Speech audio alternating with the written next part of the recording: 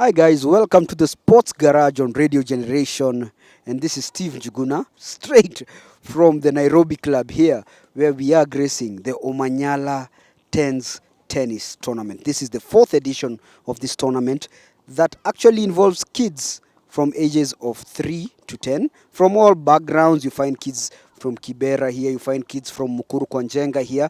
It's a good initiative started by Africa's fastest man, Ferdinand Omanyala, and his foundation, the Ferdinand Omanyala Foundation, in conjunction with Tennis Kenya, of course. That is the governing body of tennis in Kenya. We've been able to speak to the Tennis Kenya executive officer and, of course, Ferdinand Omanyala himself, and touched a bit on the tournament. And of course, Omanyala, we had to ask him a few questions about his speed, his rapidness, and the recently concluded World Championships in Tokyo, Japan. Have a listen. So Ferdinand, fourth edition of the Omanyala Tennis Tens. Yeah.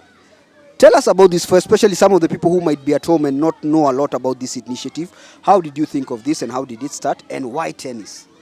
So the foundation is basically aimed to improving sports generally. So our easy entry was tennis because the tennis federation is one of my closest, and I have very close friends in the tennis federation. So when I came up with this idea, one of them actually seconded it, and that's how it came to reality. And the first edition was more of to see what will happen, but I'm glad that it's been growing over the years.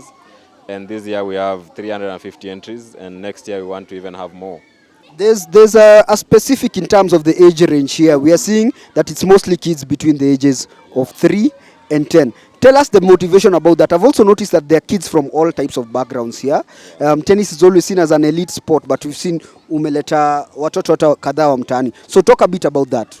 No, I mean, there's no sport for anyone. Like for me, and as an example, I came from Kenya and I'm doing 100 meters. So there's no specific sport for a specific region or a specific background. So for this tournament, we had a registration from all walks of life, and that's what I want. And talent is talent. Whether you come from well-off family or not a well-off family, still you need to benefit from sports. So the idea behind it is to have an inclusion of everyone to be part of us. Now let's go back to matters athletics. And 2025, you've had an up and down season, some big highs, some lows as well, especially about some issues to do with injury. So let's look at especially some of the things that people have been talking about in the back of the World Championships in Tokyo. You were quoted as saying it's been one of the toughest years of your career as a professional athlete. Speak more about that and how you're planning to bounce back from that. Yeah, of course. Coming off from, being all the seasons since 2021, I've always been among the top 3 in the world as to the close of the season. But this year has not been that. We've not been among the top 20 time-wise. So that was hard. And then, of course, not running the sub-10 at all this year. That was another hard accomplishment that we didn't have. And then, of course, the injury that came in a month before the World Championships. So we were going into the World Championships uncertain if we are going to run or not. So those were a bit heavy on me. Physically, mentally, it was a bit tough for me. But going forward, I look at positives. I'm a very positive athlete, and I look at the positives that come from it. And, everything happens for a reason. And under the sun, everything happens for a reason. And I believe that this is just the journey that you're taking, and one day we'll get it. There have been reports of coaching changes and you reverting back to, of course, going back to your roots. If you're willing to, you can talk to us a bit about that. No, of course, I said I'm not going to talk about it. And just like I said, I'm going back to Dan Kanayemba, my former coach. And just looking forward to the positives that will come out of it. I don't want to get ahead of myself as well because the season hasn't started yet. So for now, just putting in the work and taking a day at a time. On a more positive note, we saw you experiment with a few things this year. The 150 meters. It's something that's not very common in the world of athletics. People are done tumezoea 0-0, 1-0-0, 2-0-0, 150 meters. And personally, I thought you were quite good in it. Do you think if they ratified it, and it's a big if, because those discussions, have been happening, if they ratified it for international competitions, would it be something you would want to specialize in? No, actually, this is not the first time I was doing the 150. This is my second time. We did it in 2023. Last year we did 100 meters. Yeah, this is the second time I'm doing it. And it only happens once a year, and it's always like an Adidas event because it's just like a way of bringing the athletes that have contracted together. It's more like a family gathering, so that's why they came up with different distances. But of course, the 150 meters this year was pretty nice. We had an African record again in the 150. But of course, any distance from 60 to 200 meters, I'm open to running them. So I can't just pinpoint one and say, I love this or I'm good in this, because the 60 meters I also do well, and the 100 meters and the 150 have the record. The 200 meters, again, we are trying to push towards that as well. So, I mean, no specific pointing to any specific event. Last but not least, as much as you've said no specific point to any specific event, let me talk about a specific event.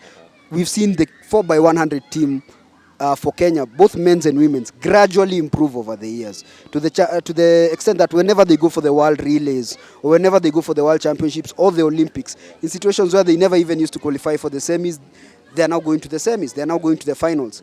Speak about this, especially with the younger generation of athletes. Atusemi wenims, but with the younger generation of athletes, how is it looking there? It always starts with one person, and you can see from history, like in any part of the country, it takes one person to like make the country believe that we can do this. So with my emergence, then there have come so many sprinters, and now the road for them is much easier because there's no trial and errors in training, there's no trial and errors in competition, so they already know what to do. So for that, there's been so much better times that are being run right now, and that affects even the relay now. So it's individual efforts that are being plugged into the relay teams. So with the 4x1 making it the World Championship, for me that was a big achievement, because it's always been my dream to have these sprinters go and see what happens in the World Championships. And for them, all the sprinters who went there, the exposure and their mindset were completely different when they were coming back. And trust you me, the next 3 years, these sprinters are going to have a very, very good seasons going ahead. So for me, I'm happy. I'm happy that we have achieved that as a country. And now it's just to build on what we've had in the 4x1, the successes that we've had.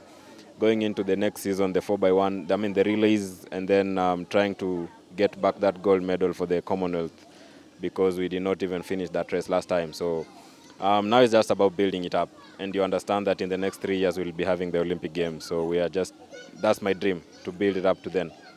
What can we expect from the Omanyala Foundation going forward?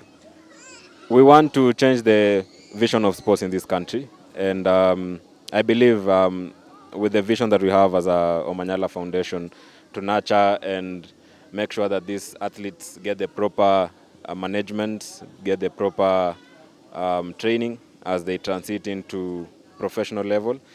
That's what the Omanyala Foundation is about. And we continuing as we pick ourselves, as we pick partners along the way, that's what we want to achieve in the next coming years. And we want to convert sports in this country to be a professional sport. Very few are doing it professionally, but so many are doing it semi-professionally. But it's a sports you can never achieve semi-professionally. You need to put in the work, you need to put in the hours, and you need to rest, because most of the guys leave work and then they go to train and diet as well. So you see, it's a big challenge. So we want to convert that into something different.